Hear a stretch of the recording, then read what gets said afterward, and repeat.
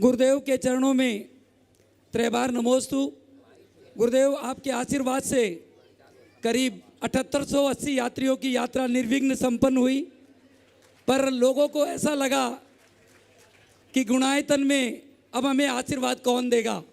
मैंने कहा अभी तो छोटा आशीर्वाद मिला है, बहुत बड़ा आशीर्वाद मिलने वाला है, एक ऐसा आशीर्वाद जो शायद विश्व में एक कीर्तिमान स्थापित करेगा। आज का मेरा प्रश्न जो है गुरुदेव, कुछ व्हाट्सएप ग्रुप पर कुछ महाराष्ट्र में लोगों के द्वारा ये भ्रमित किया जा रहा है कि भगवान महावीर स्वामी ने शादी की, भगवान महावीर स्वामी ने ये किया। ये आपका एक मंच ऐसा है, बच्चों को भी भ्रमित किया जा रहा है।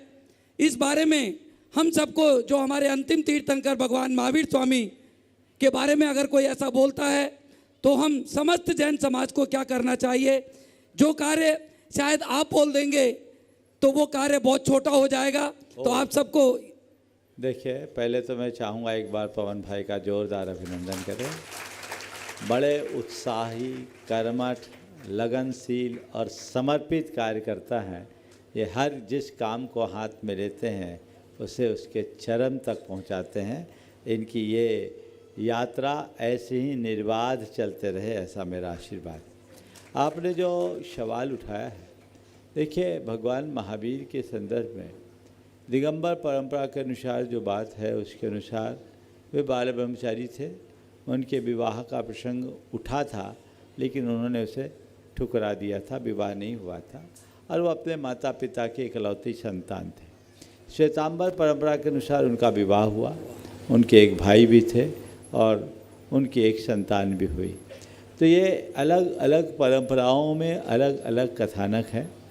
मेरा आप सबसे इस संदर्भ में एक ही कहना है, हमें भगवान महावीर से मतलब है, उनके प्रयोजन विवाह से नहीं।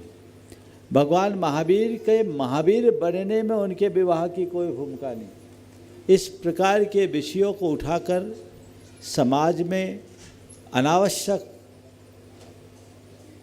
तनाव उत्पन्न करना मुझे अच्छा नहीं लगता। लेकिन इतना ज़रूर कहता हूँ, कहीं भी यदि सरकारी स्तर पर इस तरह की कोई बात आए तो उन्हें दोनों प्रकार की जानकारी ज़रूर देनी चाहिए कि दिगंबर परंपरा के अनुसार विवाह नहीं हुआ, श्वेतांबर परंपरा के अनुसार हुआ।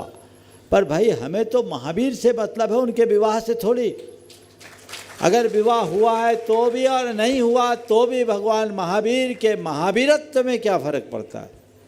हमारे 24 तीर्थंकरों में 19 ने विवाह किया, उनकी संतानें हुई, उसे क्या फ़र्क पड़ गया? ये तो अपवाद स्वरूप भगवान महावीर का विवाह नहीं हुआ।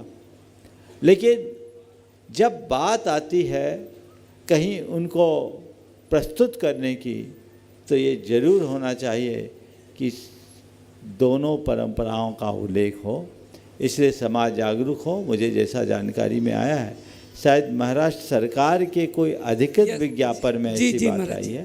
तो ये चीज़ें ठीक नहीं हैं, हमें उन तक संपर्क करके इसे संशोधित करना चाहिए और दोनों का उल्लेख करो या इसका उल्लेख ही मत करो। भगवान महावीर के विवाह का प्रसंग लिखने से क्या फ़ायदा? कोई ज़रूरी तो नहीं है, उसके बिना भी काम हो सकता है। एक सकारात्मक दृष्टिकोण रखें और दोनों पक्ष इस मामले को ज़्यादा उछालने की जगह कोई रास्ता निकालें।